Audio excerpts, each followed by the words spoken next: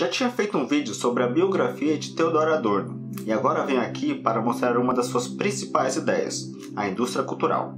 Meu nome é Gabriel Rodrigues e esse é o Papo de Publicitário.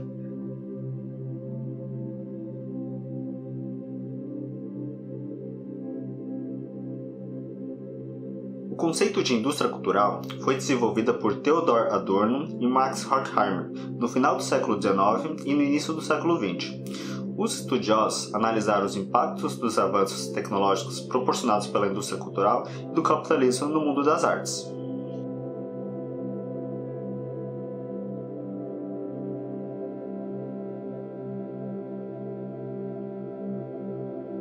O conceito desenvolvido por Adorno e Horkheimer se refere à ideia de produção em massa, comum nas fábricas e indústrias, que passou a ser adaptada à produção artística. É uma nova concepção de se fazer a arte e cultura, utilizando as técnicas do sistema capitalista. Dessa maneira, músicas, filmes, espetáculos e outras obras são desenvolvidos sob a lógica de produção em massa. Há um pensamento dominante que passa a influenciar o modo como os artistas produzem e como os espectadores consomem a cultura. Nesse conceito, um quadro ou uma música são reproduzidas de forma padronizada, mesmo que possuem cores e estilos diferentes. Segundo os autores, o objetivo da indústria cultural é o lucro e a manutenção do pensamento dominante. Assim, a cultura passa a ser uma massa de manobra da população, que precisa ser mantida presa na ideologia dominante. Os sociólogos alemães, Adorno e Horkheimer, escreveram o livro A Dialética do Esclarecimento, cujo um dos capítulos aborda a noção da indústria cultural, no ano de 1944. Nesse período, o mundo testemunhava a consolidação dos regimes totalitários, como o nazismo. Os próprios estudiosos precisavam se refugiar em outros países. Todo esse cenário político influenciou os intelectuais a refletir como a cultura também pode ser utilizada para legitimar determinados interesses. Os autores acreditavam que a indústria cultural trata as pessoas como simples consumidores, acríticos, que são definidos a partir dos produtos consumidos, incluindo a produção artística. Nesse sentido, a indústria cultural define os produtos culturais, a sua quantidade e o tipo a ser consumido.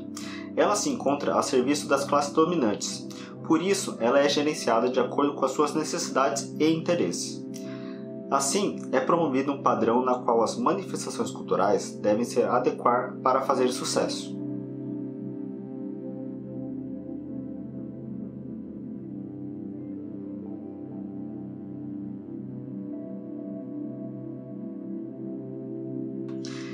Nesse cenário, a indústria cultural passa a ser um mecanismo de controle dos indivíduos. A sua imposição acontece de cima para baixo e tem como objetivo padronizar, homogeneizar e fortalecer os valores capitalistas de consumo perante as grandes massas. Para isso, a própria indústria trabalha em prol da alienação das pessoas. Através dela, é possível homogeneizar os gostos e interesses pessoais para que os produtos sejam consumidos sem uma reflexão a seu respeito. A Escola de Frankfurt foi um espaço de debate criado por cientistas sociais que buscavam debater diferentes questões da sociedade. Eles estudavam novas possibilidades que explicassem o desenvolvimento social da época, visto que acreditavam que a teoria marxista tradicional não dava conta de explicar o cenário da sociedade capitalista no século XX.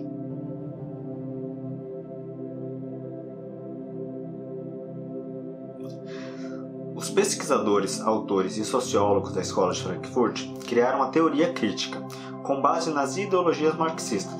Além de ser uma oposição ao iluminismo, a teoria crítica revelava o direcionamento das críticas da Escola de Frankfurt a uma ordem política e econômica no mundo. Apesar do conceito ter sido desenvolvido no século passado, ele ainda pode ser aplicado na atualidade. A consolidação da indústria cultural no Brasil aconteceu de forma tardia. Durante a década de 1970, vários pesquisadores passaram a se interessar pelo tema e estudar os seus desdobramentos no país. Aqui a televisão e a sua influência na sociedade brasileira estiveram presentes em diversos estudos, inclusive empíricos. Trazendo para uma realidade mais recente, pode-se falar da internet e das redes sociais como novos sujeitos da comunicação na atualidade. O fenômeno das fake news é um bom exemplo de como a comunicação, a depender do modo como seja utilizada, pode ser prejudicial à sociedade. Outro fator interessante é notar as características da produção artística em massa na cultura brasileira. Na música, por exemplo, é possível notar o surgimento de novos cantores, com trabalhos que apresentam batidas e melodias semelhantes.